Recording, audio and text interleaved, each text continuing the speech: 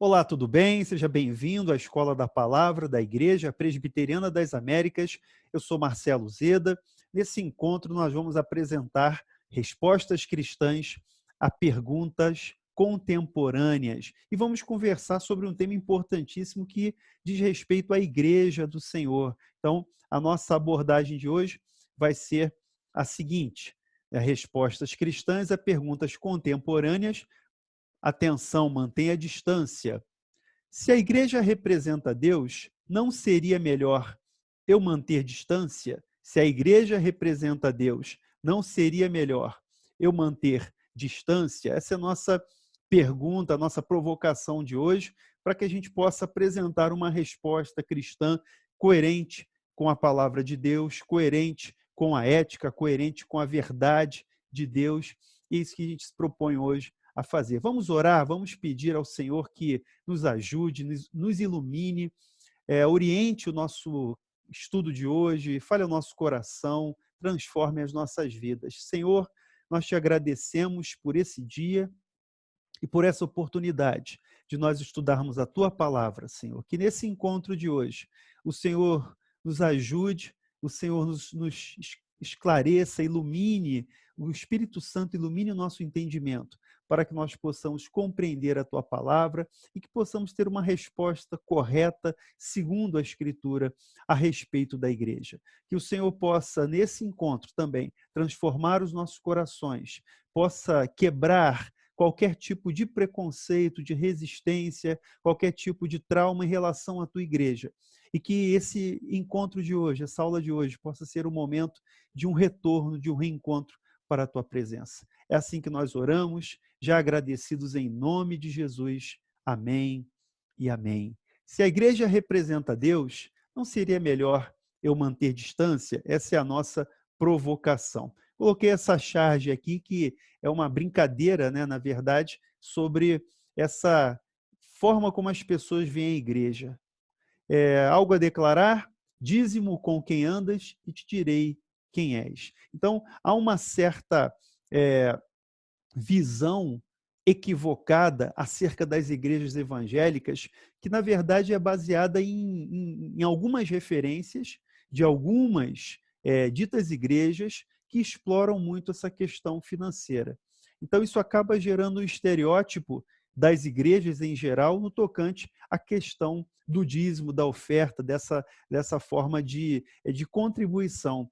Então, é muito comum as pessoas associarem, né? Nós somos a Igreja Presbiteriana das Américas, mas se você se identifica como evangélico, é natural que muitas pessoas façam essa associação com a questão do dízimo, com a questão de determinados setores, agremiações que trabalham muito essa questão e acabam gerando essa resistência, essa má fama em relação aos evangélicos, né? Quem nunca ouviu aquela frase, pastor é ladrão, e a igreja quer o teu dízimo, a igreja quer o teu dinheiro. Infelizmente, isso é fruto de determinados movimentos, determinados grupos que se dizem evangélicos, mas que trabalham de forma equivocada a questão das contribuições. Mas, feita essa provocação, o Tim Keller diz o seguinte: tenho consciência de que o principal problema de muita gente com o cristianismo está muito mais relacionado à igreja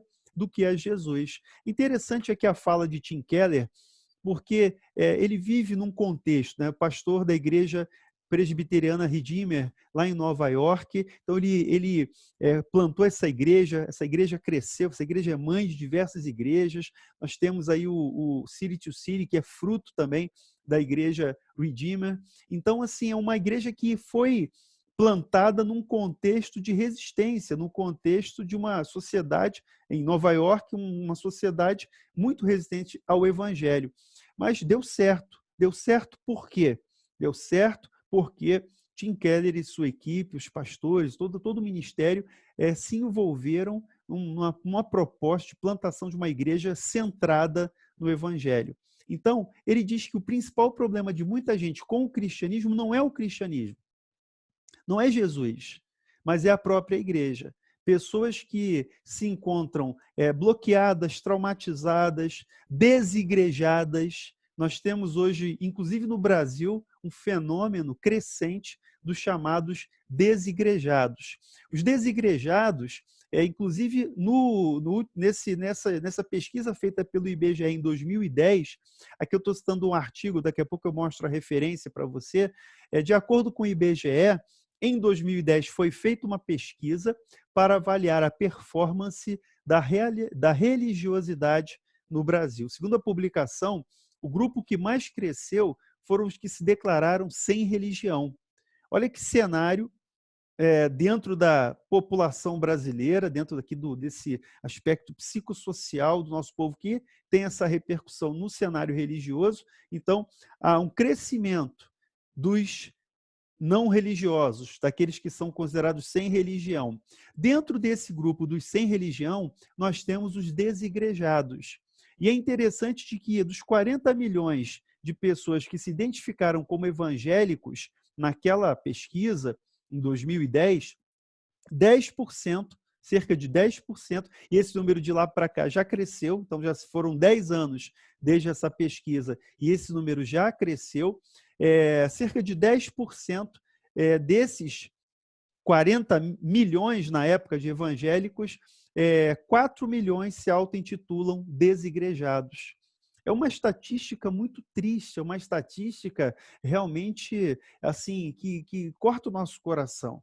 Então, 10% na época, esse número já cresceu, dizem que já passa aí dos 15%, dos que se identificaram como evangélicos também se identificaram como desigrejados. Então, esse é um artigo feito pela professora Karina Passos Marim, você encontra aqui eu coloquei aqui o site Teologia Brasileira e o artigo Os Desigrejados. Você pode procurar depois para ler na íntegra. Eu estou colocando algumas partes aqui do artigo para a gente poder desenvolver aqui o nosso estudo. Nesse mesmo artigo, ela cita aqui Campos, em 2014, diz o seguinte: os desigrejados que não aceitam qualquer forma de igreja organizada e institucionalizada. Então, qual é o perfil dos desigrejados? São aqueles que não aceitam a igreja institucionalizada, a igreja organizada. Então, eles não aceitam uma igreja que tem essa formalidade, uma igreja organizada, estruturada, institucionalizada. Uma vez que, segundo seus conceitos, Jesus também não organizou nem construiu templos. Então, isso é um movimento, de fato, crescente. Onde que essas pessoas se reúnem, então? Essas pessoas se reúnem em casas, elas acabam formando comunidades. Então, apesar de se dizerem desigrejados, na verdade, essas pessoas, elas desenvolvem uma vida, né, religiosa, apesar de negarem serem religiosos, mas eles desenvolvem uma vida religiosa fora do contexto da igreja formal. Então, é uma igreja? É. Então, na verdade, eles não são desigrejados nessa completa, né, acepção. Eu vou daqui a pouco acrescentar um comentário de um autor e você vai perceber onde que eu quero chegar.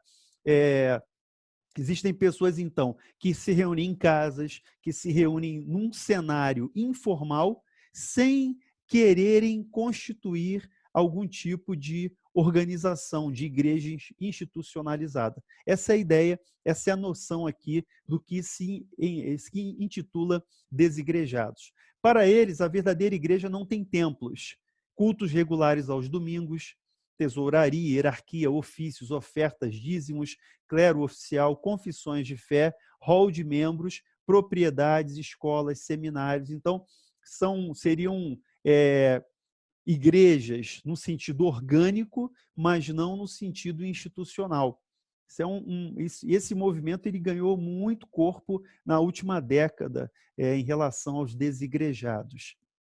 Em seus relatos, descrevem que um dos piores erros é a ineficiência da liderança eclesiástica, haja vista que a organização humana tem falhado e caído em muitos erros, pecados e escândalos, e prestado um desserviço ao Evangelho, chegando ao ponto de afirmarem: precisamos sair dela para podermos encontrar a Deus. Essa frase é muito forte, essa afirmação feita pelos desigrejados. Precisamos sair da igreja institucional, precisamos sair da igreja organizada para podermos encontrar a Deus. Mas será que essa afirmação é verdadeira?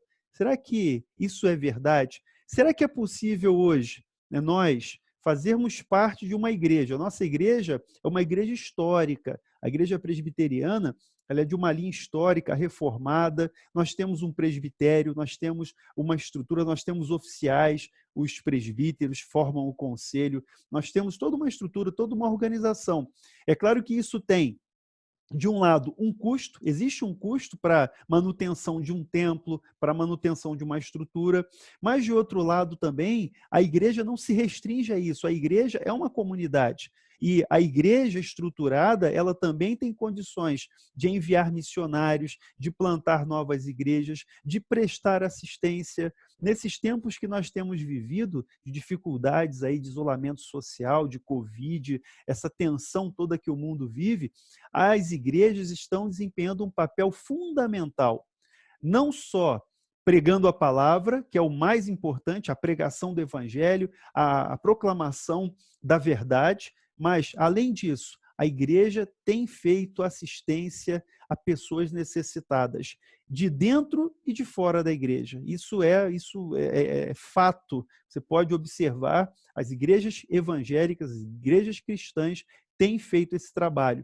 de assistência em relação a pessoas que se encontram em situação de vulnerabilidade. Então, a igreja, ela desempenha esse papel, e a igreja organizada, ela cumpre também esse papel, através de instituições, né? A nossa igreja, por exemplo, ela tem envolvimento e participa, né, em parcerias com diversas instituições, patrocinando, contribuindo para o funcionamento, para a assistência que é dada para idosos, para crianças. Então, a pergunta aqui que se quer colocar será que isso é verdade? Que nós precisamos sair da igreja institucional para podermos encontrar a Deus? Será que é possível encontrar a Deus na igreja organizada, na igreja institucional?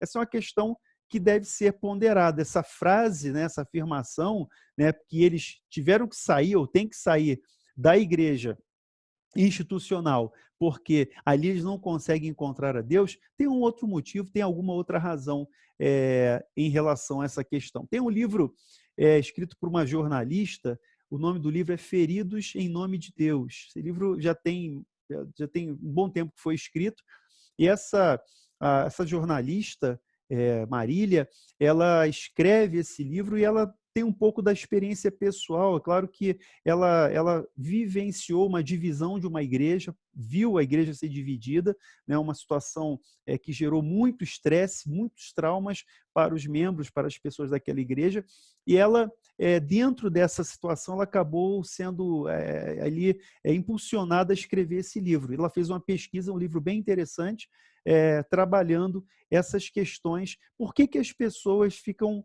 bloqueadas, traumatizadas? Por que elas deixam as igrejas? Então, o perfil ali do que foi trabalhado no livro também tem a ver com essa situação dos desigrejados. Pessoas que sofreram verdadeiros abusos de lideranças inescrupulosas. Pessoas que passaram ali por situações em que foram manipuladas, em que foram usadas, em que foram, de alguma forma, abusadas por lideranças ditas evangélicas. E isso gera também, isso é uma razão também para levar a esse contexto dos desigrejados. As razões básicas para as críticas passam pela decepção.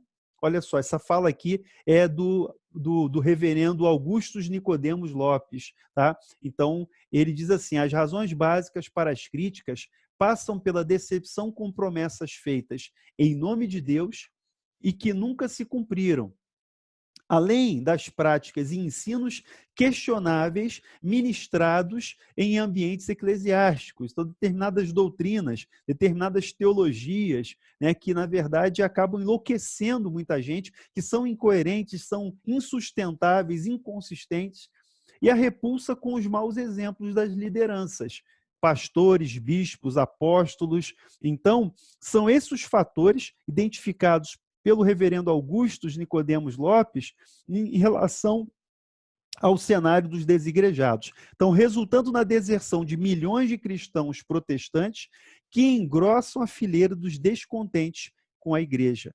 Então, é uma realidade que nós vivemos. Essa menção é de 2005, de Augusto de Nicodemos Lopes, e ele, é, você pode pesquisar até no YouTube, você vai encontrar várias mensagens do reverendo Augusto de Nicodemos Lopes, e você vai ver que ele ainda fala sobre isso. Eu vi recente entrevista ele conversando sobre esse tema. Então, a realidade dos desigrejados.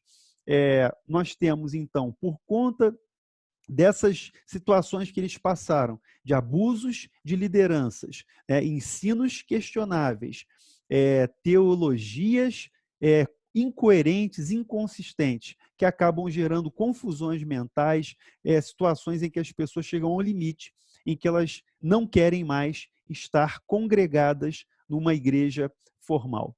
Então, a pergunta que se segue é: o que é igreja? Então, a partir desse nosso estudo de hoje, se a igreja representa Deus, então não é melhor manter distância? É a pergunta feita, é a pergunta sincera, que merece uma resposta cristã com uma boa fundamentação. Para responder essa questão, se a igreja representa Deus, eu preciso entender primeiro o que é a igreja. Então, o que é a igreja? E eu cito aqui a passagem que Jesus fala a Pedro e aos seus discípulos lá em Mateus, capítulo 16, versículo 18. Ele diz assim: olha, também eu te digo que tu és Pedro, e sobre esta pedra edificarei a minha igreja, e as portas do inferno não prevalecerão contra ela. A primeira informação importante para a gente responder a essa pergunta, o que é a igreja? A igreja foi estabelecida por Jesus Cristo. Então, aqui, diante da confissão de Pedro, quando Pedro responde a Jesus, né? Jesus pergunta: o que vocês dizem que eu sou? E vocês, o que dizem que eu sou? E Pedro responde: tu és o Cristo, filho do Deus vivo. Jesus, diante da confissão de Pedro, afirma que ele vai edificar a igreja. Então, sobre essa rocha edificarei a minha igreja, e as portas do inferno não prevalecerão contra ela. É uma afirmação, vejam, nas pouquíssimas afirmações dos evangelhos, usando essa expressão eclesia, igreja, eclesia. Eclesia, o termo, a palavra grega utilizada aqui, significa assembleia, assembleia dos que foram chamados para fora. Era uma expressão que na época era utilizada, dentro da cultura grega, era conhecida essa expressão, não havia novidade nenhuma nisso. No cenário hebraico, era a sinagoga, então a assembleia era a sinagoga, e Jesus pregava nas sinagogas, Paulo pregou também nas sinagogas, então era um ambiente familiar ao cristianismo nascente. E Jesus faz essa referência, mas quando ele fala que edificarei a minha igreja, Jesus rompe com aquela tradição judaica e ele apresenta aqui uma nova comunidade, a comunidade daqueles que são chamados para fora. Para fora de onde? Para fora do mundo, não no sentido de que a igreja teria que cortar relações com a sociedade, não, mas que a igreja é chamada para fora, a igreja chamada por Deus, por Cristo, para uma nova relação, chamada para o contexto de uma relação com Deus, uma aliança com Deus. Então, ele diz que edificarei a minha igreja e as portas do inferno não prevalecerão contra ela. Agora, o que é igreja? Eu trago aqui a citação de Hermann Bavinck, na sua Dogmática Reformada. Ele diz assim, olha, não há dúvida de que, de acordo com a Escritura, a essência característica da igreja está no fato de que ela é o povo de Deus, pois a igreja é a realização da eleição e esta é a eleição em Cristo para o chamado, justificação e glorificação. E você conhece essa passagem lá de Romanos capítulo 8, versículo 28. E para a conformação à imagem do seu Filho Jesus, para a santidade e bem-aventurança. Então, Bavinck, na sua Dogmática Reformada, faz essa referência da igreja como o povo de Deus. A igreja é o povo de Deus. Então, ele afirma que é o povo de Deus, porque a igreja é uma realização da eleição de Deus. A igreja é composta pelos eleitos de Deus. A igreja é, é composta pelos eleitos que foram chamados, justificados e serão glorificados à luz de Romanos capítulo 8, 28. Lembra que todas as coisas cooperam para o bem daqueles que amam a Deus, daqueles que são chamados segundo o seu propósito. E nós somos chamados para sermos conforme a imagem do seu Filho. Romanos 8, 29 e Efésios 1, 4. Nós somos também predestinados, chamados para louvor da glória da sua graça. Então, nós somos o povo de Deus. A igreja é o povo de Deus. Você pode responder de forma correta de que a igreja é o povo de Deus. Bavinck continua dizendo o seguinte: as bênçãos concedidas à igreja, são primariamente de caráter interno, deixa eu voltar aqui, de caráter interno e espiritual. É o que diz Bavinck, interno e espiritual, e consistem em chamado, regeneração, fé e justificação, santificação e glorificação. Ou seja, a igreja recebe como povo de Deus, como corpo de Cristo, essas bênçãos espirituais internamente. Então, regeneração, a fé, a justificação, aqui ele está falando da ordo salutis, né? A regeneração, a fé, a justificação, a santificação e a glorificação. É a cadeia da graça, é a chamada ordo salutis. Então, essas bênçãos são bens do reino dos céus, são benefícios para da aliança da graça, promessas para essa vida e, acima de tudo, para a vida futura. E aqui é interessante, já tem um spoilerzinho aí que você vai perceber, e a gente vai conversar sobre a igreja invisível. Daqui a pouco eu vou falar sobre a igreja invisível. O que vem a ser a igreja invisível? Tem a ver com essa questão que ele diz respeito aqui, que as bênçãos concedidas à igreja são primariamente de caráter interno e espiritual. Então, são bênçãos entregues à igreja através de Jesus Cristo na salvação, que vão repercutir agora, desde já, mas também vão repercutir de forma plena lá na vida futura, na glória do porvir, em que nós seremos glorificados.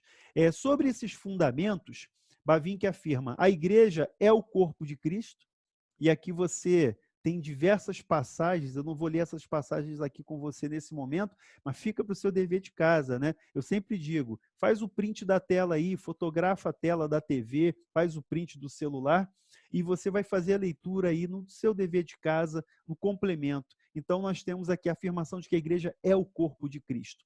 Lá em Efésios 5:23, a igreja é o corpo de Cristo, quando Paulo fala dos maridos que devem amar a esposa, Cristo amou a igreja e por ela se entregou, Cristo é o cabeça da igreja, a igreja é o corpo de Cristo, isso é falado em 1 Coríntios capítulo 12, 27, no contexto ali dos dons espirituais. Nós temos em Colossenses 1:18, a igreja é o corpo de Cristo. Ela é a noiva de Cristo. Em outras passagens também há referência, Efésios novamente no capítulo 5, 2 aos Coríntios, Apocalipse no capítulo 19 e 21. Então, a igreja é a noiva do Cordeiro, é a noiva de Cristo. A igreja também é o aprisco de Cristo. E essa é uma referência interessante diante daquela questão que nós colocamos há pouco acerca dos desigrejados. Então, a igreja é o aprisco de Cristo.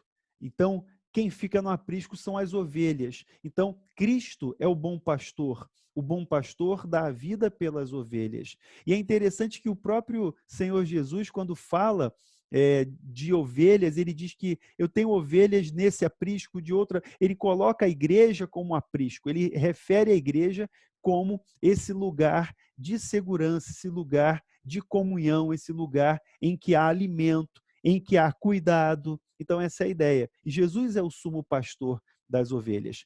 A igreja também é mencionada na Bíblia como edifício, templo, a casa de Deus. Mas veja, essa referência aqui de edifício, templo, casa de Deus, não é uma referência física, não é uma referência de uma estrutura, uma construção, não.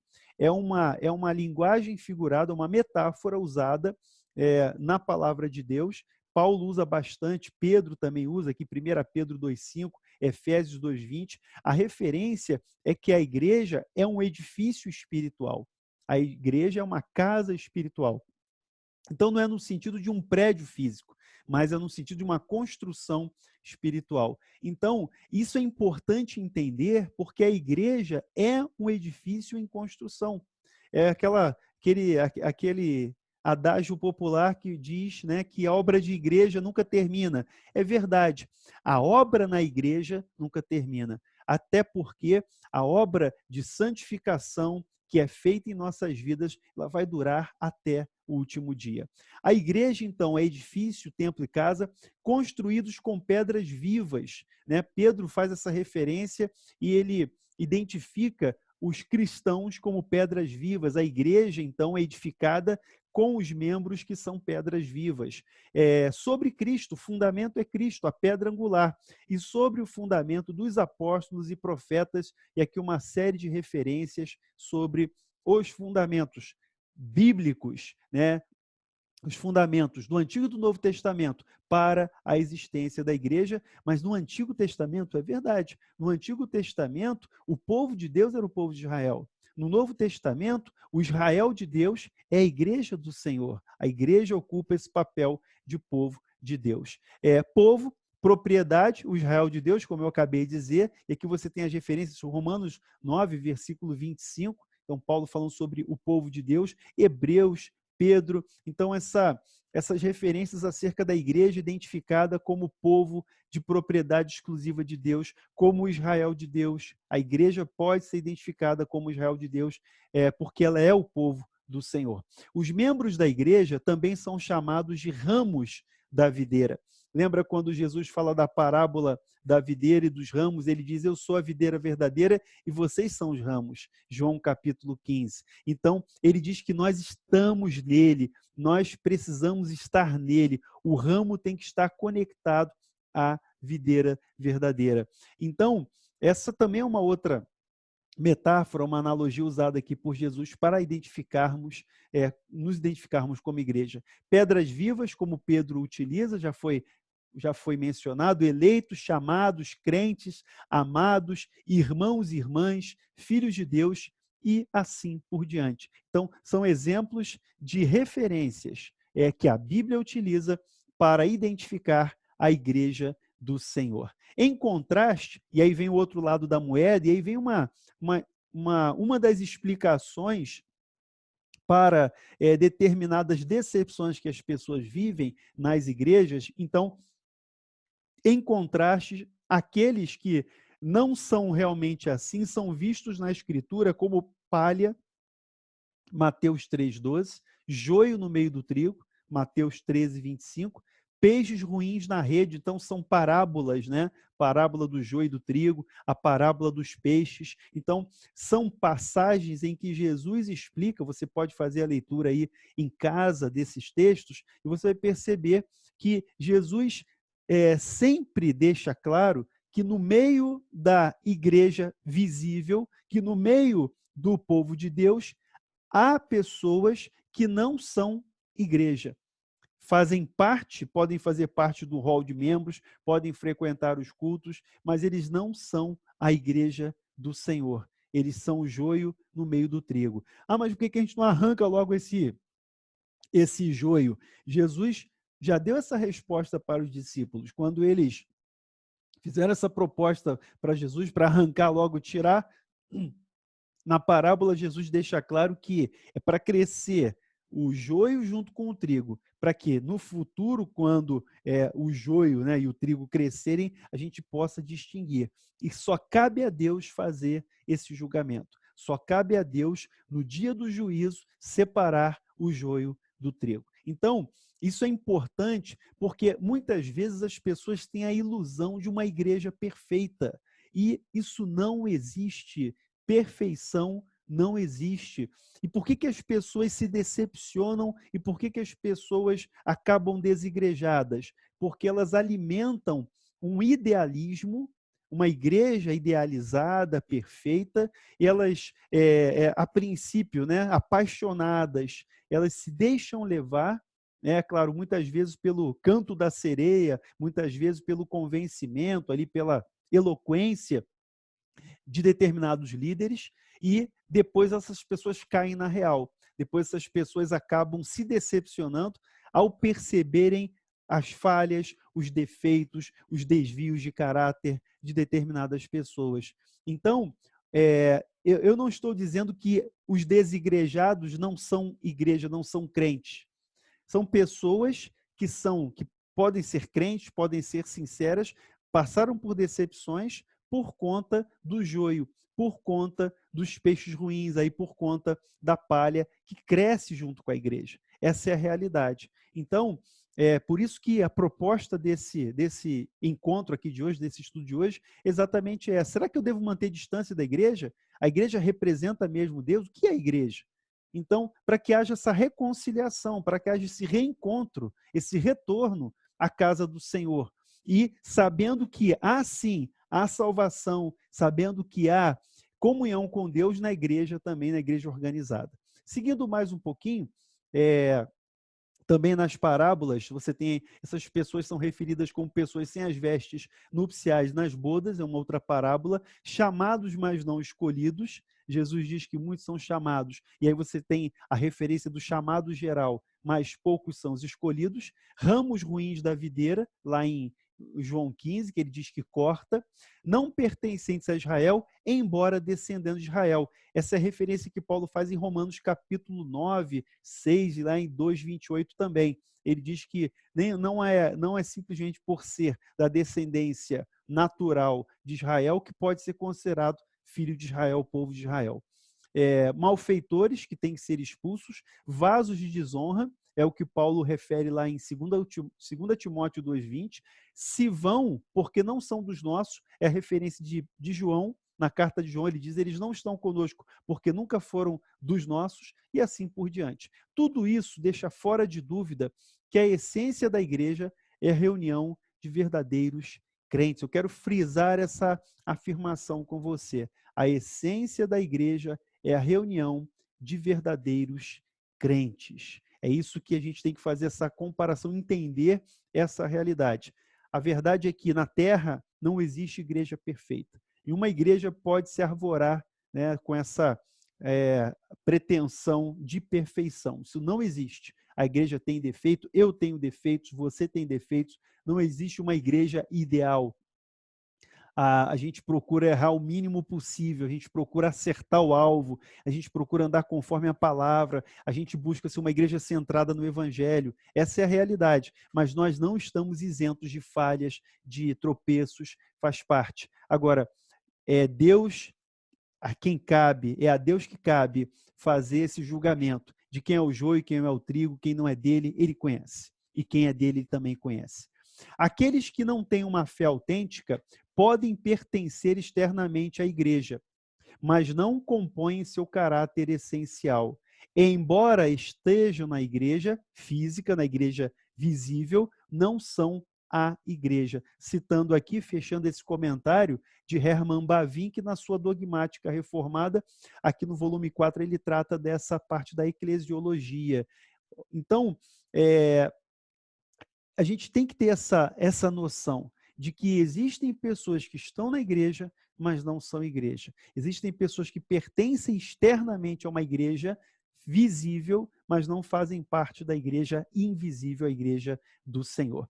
Eu cito aqui para você uma fala do pastor, do reverendo Hernandes Dias Lopes. Ele diz o seguinte: há pessoas que estão na igreja, mas não têm amor por Deus, nem pelos perdidos.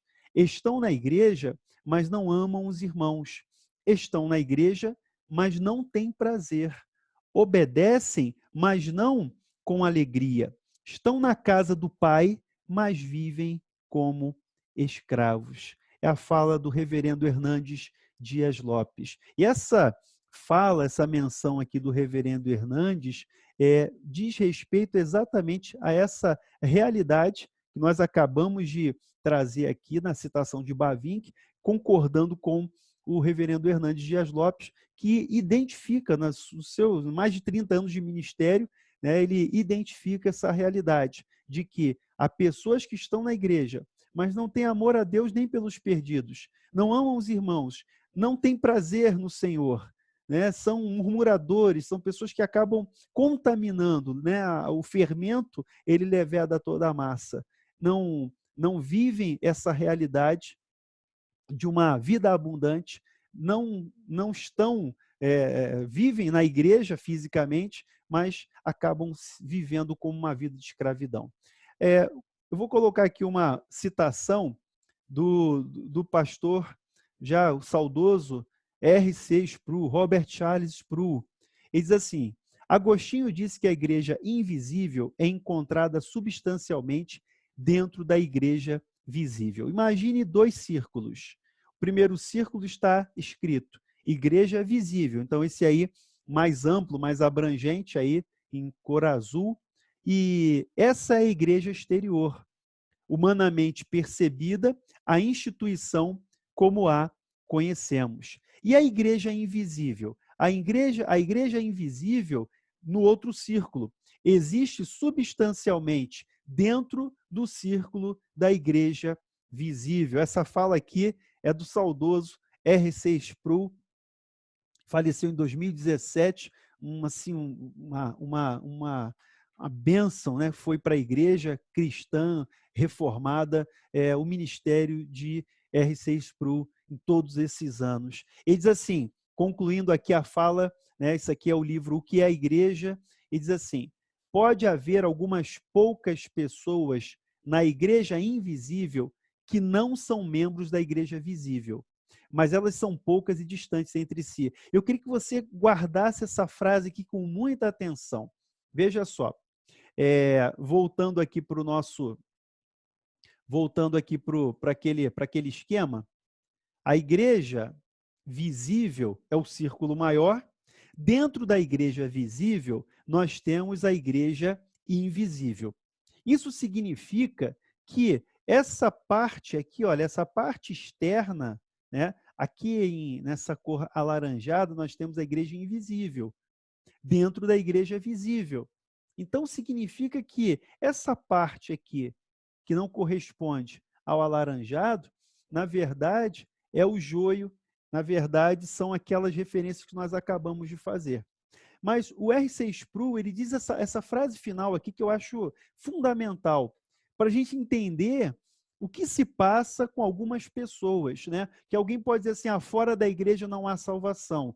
Não, isso não é verdade. Ele está dizendo, pode haver algumas poucas pessoas na igreja invisível que não são membros da igreja visível, mas elas são poucas e distantes entre si. Então, o que ele quer dizer com isso?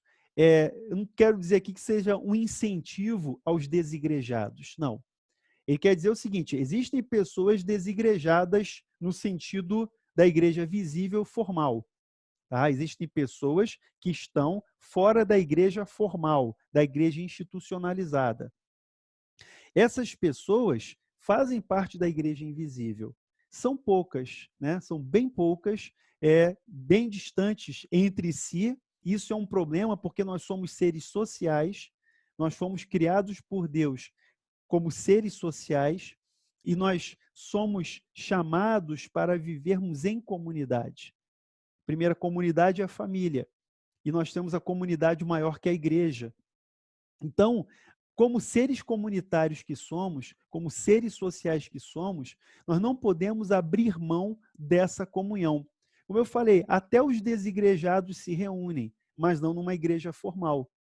Então, é uma realidade. Existem pessoas que não fazem nem parte desse tipo de grupo, né, dos desigrejados que se reúnem ainda aqui em casas. Existem pessoas que nem reunir-se com outras pessoas, elas se reúnem. Mas pouquíssimas pessoas, são poucos esses que, fora da igreja visível, são parte da igreja invisível, na referência aqui do reverendo R.C. Sproul. Então, nessa sua abordagem muito cirúrgica, muito pontual, importante entender isso. A igreja representa Deus? Então, vimos, né, algumas considerações sobre a natureza da igreja, o que é a igreja, e aí a pergunta que se segue é, a igreja representa Deus? Porque lá na pergunta provocadora do início, a questão é essa, né? Se a igreja representa Deus, não seria melhor manter distância? A igreja representa Deus? Vamos fazer algumas considerações. Eu cito aqui, essa citação, de novo, é de R.C. Sproul, ele está falando de Calvino no seu livro, que foi há pouco citado. E João Calvino disse que não devemos pensar na igreja invisível como algo imaginário ou de uma dimensão paralela. Então, a igreja invisível não é uma coisa abstrata, né? Mas é algo real que, embora não seja palpável, visível, mas ela faz parte da realidade. Ela é uma igreja viva, ela é uma igreja atuante, ela é uma igreja que faz diferença no mundo. Então, seguindo o pensamento de Agostinho, Calvino insistiu que a igreja invisível existe substancialmente dentro da igreja visível. Nenhuma novidade. Então, essa importante referência que nós precisamos ter. A igreja visível, que é a igreja materializada, exteriorizada através de instituições, de organizações, e a igreja invisível, que está substancialmente dentro da igreja visível. Ele diz que a principal tarefa da igreja invisível é tornar, a principal tarefa da igreja invisível é tornar a igreja invisível visível. Né? Desculpe aí o trocadilho, é do autor, mas olha que palavra interessante. A principal tarefa da igreja invisível é tornar a igreja invisível visível. Ou seja, a igreja invisível é um organismo vivo. A igreja, o ideal seria que houvesse uma conformação total, né, uma correspondência total daqueles círculos que nós vimos há pouco, da igreja visível com a igreja invisível. Né, o ideal seria que a igreja invisível, toda a correspondência é visível, então ela seria totalmente visível. Essa é a ideia que Calvino coloca. A principal tarefa da igreja invisível é tornar a igreja invisível visível. Ou seja, o ideal seria que toda a igreja visível fosse essa igreja verdadeira. Então, na verdade, a gente vai sempre encontrar o joio no meio do trigo, mas o ideal é que ela se manifestasse totalmente, né? A igreja invisível totalmente visível. Seria essa a ideia. A igreja representa Deus? O que Calvino quis dizer com isso? O que ele quis dizer com isso? Calvino estava se referindo à ascensão de Jesus e à última pergunta que os discípulos lhe fizeram antes de ele deixar esse mundo. Lembra lá, quando os discípulos perguntaram: Senhor, será esse o tempo em que restaures o reino a Israel? E Atos, né, Jesus responde, aí em Atos capítulo 1, versículos 7 e 8, ele diz: não vos compete conhecer tempos ou épocas que o Pai reservou pela sua exclusiva autoridade, mas recebereis poder ao descer sobre vós o Espírito Santo, e sereis minhas testemunhas, tanto em Jerusalém quanto em toda a Judéia e Samaria e até aos confins da terra. Frisando aqui a expressão, e sereis minhas testemunhas. Então, quando Calvino está dizendo que a igreja invisível tem como missão, principal tarefa, se tornar, né, tornar a igreja invisível visível, então ele quer dizer respeito a esse testemunho. Como é que nós testemunhamos, né? O testemunho é feito através da pregação do evangelho. Então, o propósito de testemunhar é tornar manifesto algo que estava escondido. Calvino disse que a tarefa da igreja, né, tornar visível o reino invisível. Nós fazemos isso, em primeiro lugar, através da proclamação do evangelho, através do evangelismo, da evangelização, mas também podemos fazê-lo modelando o reino de Deus, demonstrando justiça no mundo, demonstrando misericórdia para o mundo, mostrando ao mundo como deve ser o reino de Deus. Isso é muito importante. Então, como é que a igreja testemunha? Como é que a igreja representa Deus? E eu já estou respondendo, a igreja sim representa Deus. A igreja, sim, representa Deus. Ela faz esse trabalho, esse papel, proclamando o evangelho. A igreja é a boca de Deus. A igreja recebeu essa missão de pregar o evangelho a toda criatura, de testemunhar, Jesus disse: vocês serão minhas testemunhas em Jerusalém, Judéia, Samaria e até os confins da terra. Mas, além da pregação do evangelho, que é o esforço principal da igreja, nós também testemunhamos, nós também revelamos, né, isso que está escondido. Então, testemunhar é mostrar o que estava escondido, revelar o que estava escondido, através dessa modelagem do reino de Deus, demonstrando justiça no mundo. Então, olha como é que o testemunho da igreja é fundamental. Olha como é que o mau testemunho bloqueia tanta gente, mas o testemunho da igreja verdadeira, ela conquista os corações. Lá em Atos dos Apóstolos, no início da igreja, a referência ali de Lucas é que a igreja contava com a simpatia de todo o povo. E a cada dia o Senhor acrescentava aqueles que haviam de ser salvos. E a igreja caiu na graça do povo. Por quê? Porque a igreja invisível estava ali se tornando visível através do testemunho, da proclamação, através da vida de comunhão daquela igreja. Então, demonstrando justiça no mundo, você vê que a igreja não é perfeita, houve ali uma dissensão em relação à assistência às pessoas desamparadas, aí houve a instituição dos diáconos na igreja primitiva. Então, você tem ali a necessidade de separar, né, os apóstolos, Pedro, Tiago, os líderes, para se dedicarem à oração e à palavra, e outros servirem às mesas, e aí você tem a instituição dos diáconos na igreja. Então você vê a necessidade de aperfeiçoamento, de estruturação, desenvolvimento da igreja, demonstrando misericórdia para o mundo, mostrando ao mundo como deve ser o reino de Deus. Então é através da pregação da palavra, é através do testemunho da igreja que as vidas, né, são alcançadas, são conquistadas para o reino do Senhor. Isso significa que a igreja deve personificar e encarnar a vida do Espírito de Deus em tudo quanto ela fizer. Isso é muito importante, né? Uma visão encarnacional, personificar, encarnar a vida do Espírito de Deus em tudo que a igreja fizer, para que suas boas obras não estejam escondidas sob o alqueire. Lembra? Vós sois a luz do mundo. Não se coloca uma luz debaixo do alqueire, debaixo da cama, mas ela é colocada no alto. Para quê?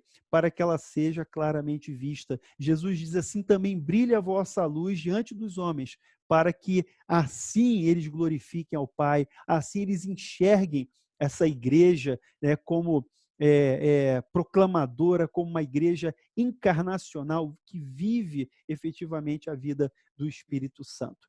E concluindo aqui, essa citação, mais uma vez, do mesmo livro de R.C. Sproul: devemos dar testemunho da presença de Cristo e do seu reino para o mundo. Então, a igreja representa Deus? Sim, a igreja representa Deus, porque Deus escolheu a igreja para proclamar, para estabelecer o reino, para viver o reino, para viver no poder do Espírito Santo. E essa foi a palavra, a resposta dada por Jesus aos seus discípulos: mas recebereis poder ao descer sobre vós o Espírito Santo, e sereis minhas testemunhas em Jerusalém, em Judéia, Samaria e até os confins da terra. Avançando mais um pouquinho, a pergunta final é: devo manter distância da igreja? Então, o que é a igreja? A igreja representa Deus? Sim, representa Deus. Então, diante desse quadro todo que nós acabamos de estudar, eu posso, né, responder essa pergunta: devo manter distância? Então, se a igreja representa Deus, não seria mais prudente ficar longe dela? Não, não, muito pelo contrário. A igreja do Senhor é inclusiva. A igreja do Senhor, ela é acolhedora. Então, o apóstolo Paulo, escrevendo aos Efésios, eu coloquei essa referência aqui, que já tinha mencionado antes. Ele diz: como também Cristo amou a igreja e a si mesmo se entregou por ela. É claro que ele está falando aqui dos maridos. Maridos, amem suas mulheres como Cristo amou a igreja e a si mesmo se entregou por ela. Mas eu deixei os maridos de fora, porque eu quero focar em Cristo. Cristo amou a igreja e a si mesmo se entregou por ela. Então, a questão que eu quero propor é a seguinte: eu devo manter distância da igreja? Não. Não, eu devo me aproximar, eu devo estar integrado na igreja. Eu não posso ser um desigrejado. E olha que eu já passei por poucas e boas na minha caminhada cristã, e eu confesso que já fui tentado a ser um desigrejado também, mas graças a Deus o Senhor, né, orientou meu caminho, minha mente, para que eu não partisse para essa aventura. Então, não devo manter distância da igreja, não, eu devo estar junto, eu devo estar vivendo a vida comunitária, porque Cristo amou a igreja.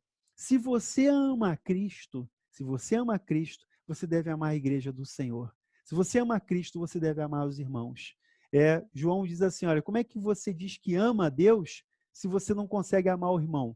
Você diz que ama a Deus que não vê, e você não ama a seu irmão que você vê. Então, realmente é uma incoerência. Então, Cristo amou a igreja. Se Cristo amou a igreja, Cristo nos amou, então nós devemos amá-la também, porque nós somos a igreja. Então, não devo manter distância da igreja. Mas ele diz que para que a santificasse, tendo-a purificado por meio da lavagem de água pela palavra. Para quê? Para apresentar a si mesmo igreja gloriosa, sem mácula, nem ruga, nem coisa semelhante, porém santa e sem defeito. Então, veja, se você enxerga a realidade da igreja visível e você enxerga, você vai ver os defeitos, você vai ver as rugas, você vai ver ali as mazelas da igreja. Mas Cristo amou a igreja e se entregou por ela para santificá-la, purificá-la e apresentar a si mesmo uma igreja santa, uma igreja sem mácula, gloriosa, uma igreja sem defeito, que vai ser a igreja que vai subir, a igreja invisível. Essa é a igreja do Senhor, da qual nós fazemos parte. Paulo escreve a Timóteo, primeira carta a Timóteo, capítulo 3, versículos 14 e 15, ele diz assim, olha, escrevo-te essas coisas esperando ir ver-te em breve, para que se eu tardar, fique ciente de como se deve proceder aonde? Na casa de Deus, que é a igreja do Deus vivo, coluna e baluarte da verdade. Então, Paulo está escrevendo ao seu discípulo Timóteo, um líder cristão, e dizendo como ele deve proceder na igreja, que é a casa de Deus, que é a igreja do Deus vivo, que é coluna e baluarte da verdade. Ora, se a Bíblia está dizendo que a igreja é a casa de Deus, por que eu vou ficar fora da casa de Deus? Se a palavra de Deus está dizendo que ela é a igreja do Deus vivo, por que eu serei um desigrejado? Se ela é coluna e baluarte da verdade, ela anda na verdade, deve andar na verdade, por que eu vou ficar afastado dela? Eu quero andar com a verdade, eu quero andar na igreja do Senhor. Fechando aqui o nosso estudo, vamos à nossa aplicação.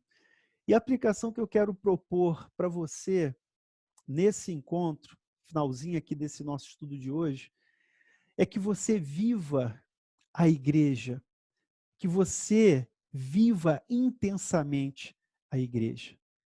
Entenda que a igreja é o corpo de Cristo, a igreja é a noiva do Senhor, você faz parte da igreja, eu sou igreja, você é igreja. Nós somos membros uns dos outros, nós somos filhos de Deus. Nós vivemos um tempo de isolamento social, nós vivemos um tempo de muitas incertezas, de tensões, né? Nós estamos nesse momento aqui, ainda nessa fase de quarentena, de isolamento social. Sei que em breve nós vamos nos encontrar na grande congregação. Sei que em breve nós vamos nos reunir novamente, né, no templo, nós vamos novamente nos encontrar na congregação, e a comunidade vai se reunir, ainda que seja gradativamente, mas o fato é que essa comunhão faz falta. E eu quero colocar como aplicação, e para o seu dever de casa, eu quero desafiar você a colocar em prática essa realidade da igreja. E mesmo que a gente não tenha nesse momento a possibilidade de nos reunirmos fisicamente, eu quero propor como aplicação desse estudo que você viva essa comunhão, ainda que à distância, mas que você ligue para um irmão, ligue para alguém da igreja, ligue para alguém, ore por alguém, ligue e faça uma oração, compartilhe a palavra de Deus, interceda. Nós temos diversos grupos aí funcionando online, a SAF, os jovens, as crianças. Veja, a igreja não para, Mesmo à distância, a igreja mantém diversas frentes que são fundamentais. São alimento espiritual, ainda que a gente não tenha um contato físico, mas a comunhão espiritual. Veja que a igreja invisível sobressai nesse momento.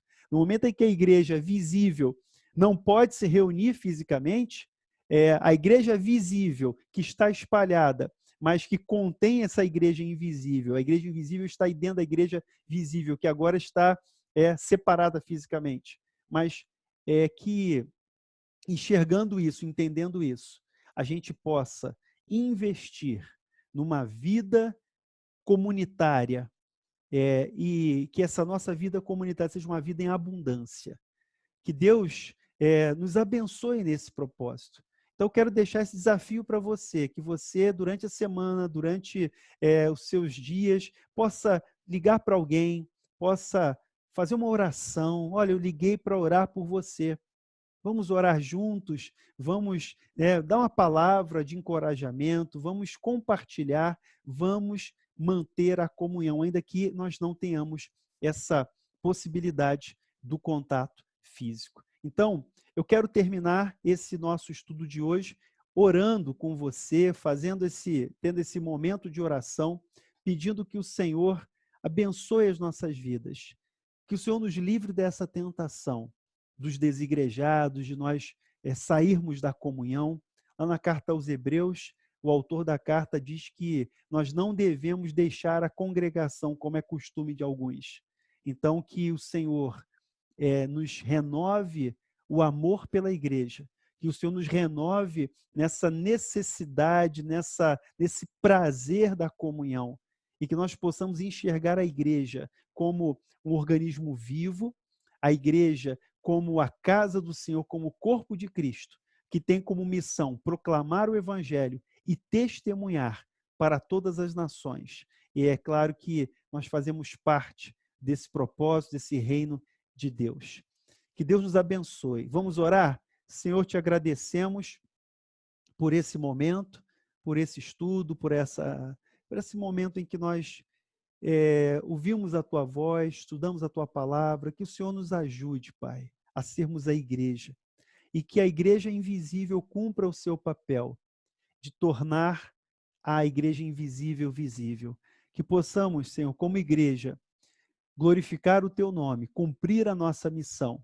Livra-nos do mal, Senhor. Livra-nos, Senhor amado, dos tropeços. Nos ajude a glorificar o teu nome em nossas vidas. Assim nós oramos em nome e por amor de Jesus.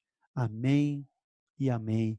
Que Deus abençoe a sua vida, que Deus faça com que essa palavra fique guardada em nossos corações e nos abençoe.